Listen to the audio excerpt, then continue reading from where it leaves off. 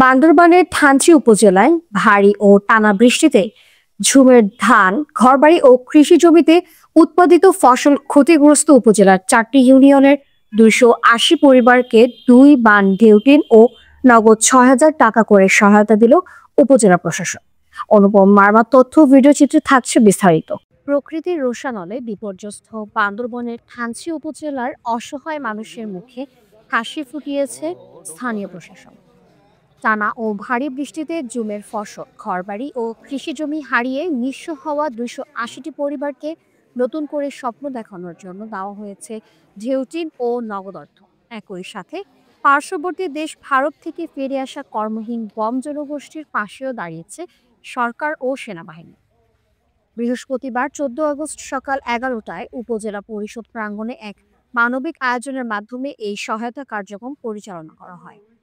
দুর্যোগ ব্যবস্থাপনা ও ত্রাণ মন্ত্রণালয়ের অর্থায়নে এবং উপজেলা প্রশাসনের ব্যবস্থাপনায় আয়োজিত অনুষ্ঠানে ক্ষতিগ্রস্ত প্রতিটি পরিবারকে 2 বান্ডিল ঢেউটিন এবং নগদ 6,000 টাকা করে তুলে দেওয়া হয়।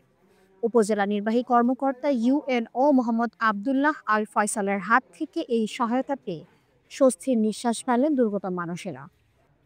শুধু প্রাকৃতিক দুর্যোগে ক্ষতিগ্রস্তরাই নয়, মানবিক সহায়তার হাত বাড়ানো হয়েছে কুকি চিন ন্যাশনাল ফ্রন্টের কেএনএফ অস্থিরতার কারণে ভারতের মিজোরাম রাজ্য আশ্রয় নিয়ে সম্প্রতি দেশে ফিরে আসা 50টি বম পরিবারের দিকে সেনাবাহিনীর সহায়তায় এই পরিবারগুলোর হাতে তুলে দেওয়া হয় নিত্য প্রয়োজনীয় খাদ্য সামগ্রী। প্রতিটি পরিবারকে 10 কেজি চাল, 1 কেজি ডাল, 1 লিটার তেল, 1 লিটার লবণ, 1 কেজি চিনি এবং বিভিন্ন ধরনের গুঁড়া মশলা প্রদান করা হয়।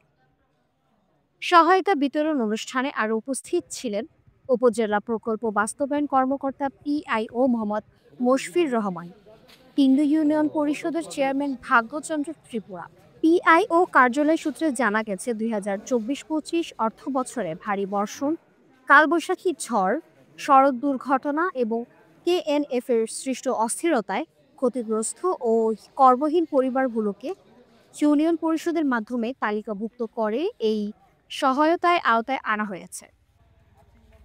উপজেলা নির্বাহী কর্মকর্তা মোহাম্মদ আবদুল্লাহ আল ফয়সাল বলেন, জনগণের দোরগোড়ার সরকারি সেবা পৌঁছে দেওয়া এবং অসহায় দারিদ্র ও কর্মহীন পরিবারের দেখভাল করার জন্যই সরকার আমাকে এখানে দায়িত্ব দিয়েছেন। আমি স্বচ্ছতা ও জবাবদিহিতার সাথে সেই অর্পিত দায়িত্ব পালন করে যাচ্ছি এবং ভবিষ্যতেও জনগণের কল্যাণে তাদের পাশে থেকে কাজ করে যাব। প্রশাসনের এই মানবিক উদ্যোগ দুর্গম পাহাড়ি অঞ্চলের ক্ষতিগ্রস্ত মানুষের মনে নতুন করে বেঁচে থাকার আশা জাগিয়েছে।